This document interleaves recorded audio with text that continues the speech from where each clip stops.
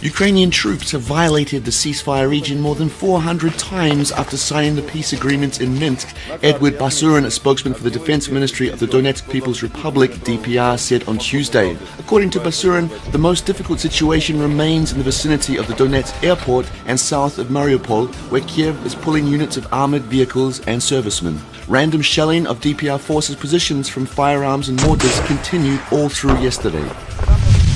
Moscow has announced end of activities under the Treaty of Conventional Armed Forces in Europe, CFE. In accordance with it, the Russian Federation has taken the decision to halt its participation in meetings of the CFE Consulting Group from March 11, 2015. For many years, the Russian Federation has been doing everything possible to maintain the treaty, initiated talks on its adaptation, and ratified the adaptation agreement, Moscow said Tuesday, adding that all such efforts have been dismissed by NATO in favor of the alliance's expansion.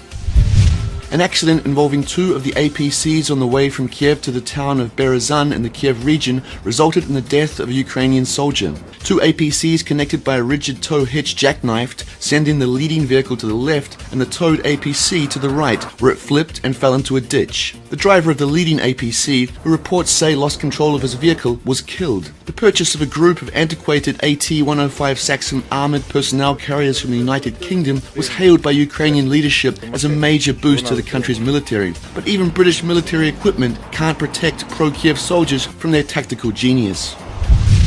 Following the Duma, or Russian parliament, President Vladimir Putin has signed the ratification of a law that sanctions Russian participation in the $100 billion BRICS Bank on Monday. The BRICS Bank, Putin has said, will become one of the largest multilateral financial development institutions in the world. The BRICS Bank, launched last year, will fund infrastructure projects in Brazil, Russia, India, China, and South Africa, and challenge the dominance of the Western-led World Bank and IMF. The end of activities under the Treaty on CFE and the participation in BRICS Bank are only a few of the many marks of US's unipolar world disintegration. Washington has ignored international rules and cheated in the game for far too long, so some of the players have just reshuffled the cards.